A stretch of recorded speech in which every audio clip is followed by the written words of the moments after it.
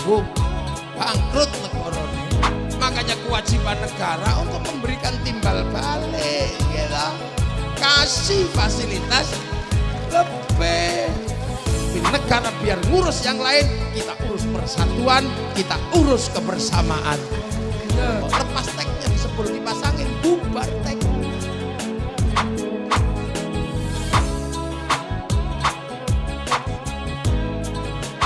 Itu makanya para penerus wali membangun negara terus. Ada yang jadi DPR, ada yang jadi bupati, ada yang jadi menteri, ada yang jadi wakil gubernur, ada yang nyalon. Pokoknya yang penting ini bagaimana kita mempertahankan nilai persatuan yang dibangun oleh konsep kenabian. Loh, ini kan orang tidak paham. Nah itulah makanya kita ini selalu membangun persatuan. Makanya santri slogannya pakai bahasa Al-Quran. Wa'tasimu bihablillahi jami'an wa la tafarraqu. Jangan tercerai-berai. Makanya kita ini begitu bilang NKRI, kita nggak main-main. Kita selalu membangun persatuan, bahkan membiayai persatuan. Berapa kali kita bersatu dalam setiap tahun untuk urusan Nabi, lahiran, terus mulutan, Isra Mi'raj, semua dibangun persatuan itu. Iya kan? Dan itu dibiayai oleh masyarakat. Setiap kegiatan ini 500 juta, 100 juta habis. Kalau se-Indonesia bulan Maulud, berapa triliun dikeluarkan oleh orang Indonesia.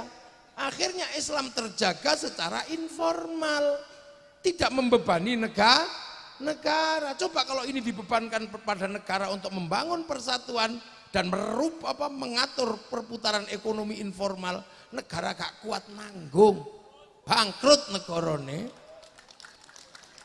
Lah ya, itulah makanya Indonesia yang membangun persatuan dengan cara seperti ini tidak pernah berharap kepada negara untuk menjaga Islam. Makanya kita tidak pernah bilang harus negara Islam. Enggak, Islam kita jaga secara bersama-sama. Makanya yang nggak punya sistem seperti ini selalu mengatakan khilafah harus terbentuk di Indonesia. Karena apa? Mereka hanya membayangkan yang bisa menjaga Islam hanya negara, sementara kita secara umum masyarakat bisa menjaga negara, dibiayai, membiayai. Itulah Indonesia. Nah, makanya santri Pak Majid tidak pernah membayangkan mari kita dirikan khilafah. Tidak perlu. Kenapa? Islam terjaga dengan cara seperti ini, dibiayai. Sekali datang kayak begini aja berapa pembiayaannya. Loh. Dan berapa roda ekonomi yang jadi diputar seperti ini? Berapa? Semua habis di sini setiap tahun. Makanya santri untuk membiayai negeri itu tidak terlalu kuat ekonominya. Karena habis untuk membiayai kebersamaan. Maka ketika santri bikin sekolahan ya tak maksimal. Karena duitnya habis untuk acara-acara seperti ini. Menjaga seperti ini. Maka tugas negara mengalokasikan yang lebih gede untuk santri yang sudah banyak mengolah negara. Yang lain mau nggak tahu mulutan duit utuh, nggak tahu khol duit utuh. Maka sekolahannya bagus, masjidnya bagus. Lah santri rumah sakitnya lah santri duit wis entek tinggal koyok ngeten iki. Makanya kewajiban negara untuk memberikan timbal balik, gitu. Kasih fasilitas lebih. Kalau tanpa seperti ini habis kekuatan negara, ruang persatuan terjaga. Lu coba, arep donga kiyaine tok sing donga, santrine amin. Bagus amin. Nek kepegelen amin. Kiai ini paham, walhamdulillahirabbil alamin. Begitu sing donga banyak diajak ke alun-alun Medion namanya istighosah kubra. Begitu sampai sana, yo bakul tahu jualan, pelalon berjalan, es teh jual, seprit semua berjalan. Roda ekonomi berputar, pasar bergerak, sektor informal berjalan. Loh ini sholawat yang tadinya sendirian, ya Rasulullah salamun alaika, deng deng deng. Ono sing ya Nabi salam alaika, ya Rasul salam alaika. Anglia numpak. Begitu banyak yang ingin sholawatan, diajak ke alun-alun, namanya Madiun bersolawat. Wah, kalau sudah sampai sana laku semua. Yang punya sonnya laku, yang punya syutingnya laku. Pom bensin terserap untuk beli bensin angkutan motor, mobil. Sampai di sana orang jual spanduk laku, jual slayer laku, sampai gagang pancing laku.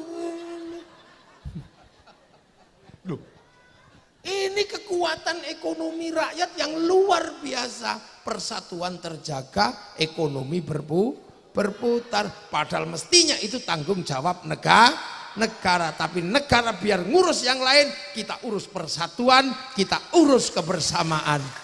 Nah, kenapa? Tinggalane para wali aja main-main. Nah, yang datang Habib Syekh, ya ya. Kain putih laku semua. Nah, sing teko mafia sholawat kain hitam laku semua. Segala yang ada dalam hidupmu cos. Loh, ada orang mati, kita kumpul, terjaga kebersamaannya. Coba kita bisa bayangkan 3 hari, 4 hari sampai khol. Kalau sudah khol gini kepala sapi laku. Semua bisa terakomodir. Itu kan. Terus nanti setelah 7 hari khol, terus ziarah ke makam para leluhur, bis pariwisata laku, elep laku, sampai di makam wali jual nasi laku, jual katok laku, sampai copet bisa hidup di makam para wali. Itu coba kalau negara yang nanggung bangkrut, kukut rungkat. Coba lah itu sampai di makam, coba kalau di makam Bapak Syariah itu la ilaha illallah, la ilaha illallah. Ini belum selesai, sak rombongan teko meneh sallallahu ala makam. Ini belum selesai, satu rombongan datang lagi, ila kadratin nabiyil mustafa mukamatin sallallahu alaihi wasallam Fatihah. Ora ono sing komplain yang fasih, ini enggak. Gentenan enggak, biasa aja ganti bau wareng ngawiti ingsun lara syairan iki rung rampung wis ibadallah rijalallah aghizuna li ajlillah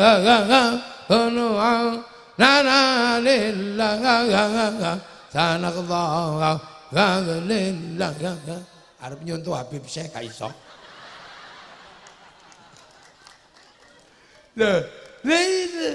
Terus tiba-tiba lagi rame gitu, ada satu orang masuk, copet iki kira-kira. Ternyata akhirnya apa?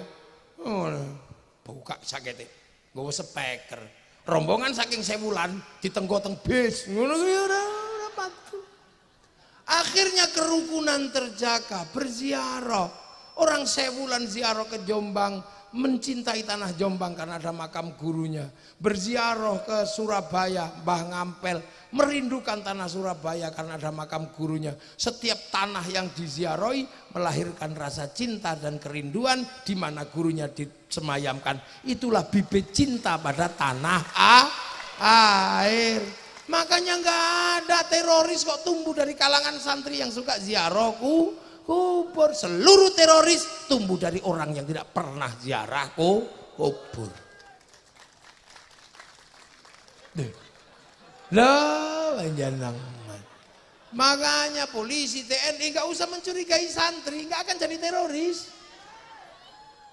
Udah bener Pak Wakil Gubernur, nggak ada. Mau ngebom Surabaya takut sama Sunan Ampel, mau ngebom Madura takut Mbah Khalil. Makanya teroris itu blang-blung, kenapa? Gak ada yang ditakuti.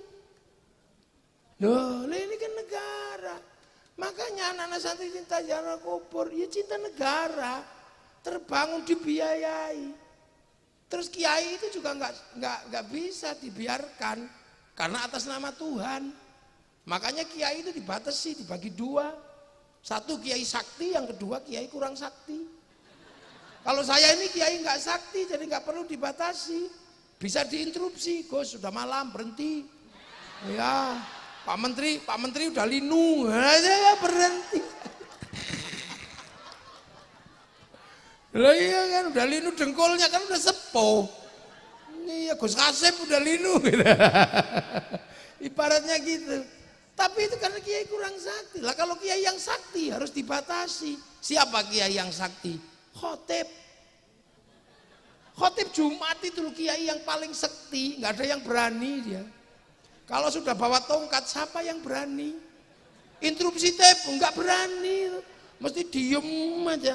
Makanya khotib itu biar nggak ngawur, disuruh baca teks sama pegang tongkat. Begitu baca teks, ya sopan dong baca. Itakullah. Lepas teksnya disebul kipas angin, bubar teksnya. Pegang tongkat, ya nggak mungkin macem-macem pegang tongkat ya pasti tenang. Itakullah. Lepas tongkatnya jatuh. Makanya orang kalau pegang tongkat sama baca teks kok khutbah, tenang, sopan. Begitu tongkatnya hilang karena bid'ah menurutnya, maka tangannya saudara Jokowi, ya gitu. Iya kan? Makanya kalau nyari yang kocok-kocok gitu, lihat aja masjidnya, pasti nggak ada tongkatnya. Lah itu santri. Lah makanya enak. Lah itu penjagaan seperti itu luar biasa kita lakukan setiap hari. Forum informal selalu berjalan, ruang ekonomi berputar, edukasi di luar edukasi resmi berjalan. Negara tinggal pesan mau ngomong apa, pesan aja sama kiai. Kiai, ini anti terorisme harus digalakkan. Kiai ngomong semua tentang terorisme. Akhirnya selamat bangsa ini. Arab Spring menghancurkan semua negara hanya karena satu bendera, karena semua tidak ada yang menjelaskan. Ini bendera tauhid, ini bendera Nabi. Semua tertipu, semua terkecoh. Sampai di sini bukan, itu bendera Hizbut Tahrir. Oh ini bendera Nabi, kamu kalau anti ini anti la ilaha illallah. Enggak, wong aku tahlilan ya la ilaha illallah. Aku itu loh anti bendera PKI Palu Arit. Tapi kalau ke sawah tetap pakai arit, pergi nukang tetap pakai palu. Gitu. Selamat bangsa ini, wong kiainya santai jawabnya. Awas lagunya Haddad Alwi itu lagu Syiah. Ummi lagu Syiah. Halah gitu aja kok Syiah. Indonesia yang lebih serem dari itu ada apa? Indung-indung. Doa Siti Aisyah mandi di kali rambutnya basah, tidak sembahyang, tidak puasa, dalam kubur mendapat siksa. Kok pakai nama Siti Aisyah itu? Coba pakai nama Pak Ijem apa sapa? Itu bukan Siti Aisyah istri Rasulullah. Itu Aisyah Medion. Lu ya gitu. Lu kiai-kiai enak, makanya ada situasi-situasi yang sulit jebol.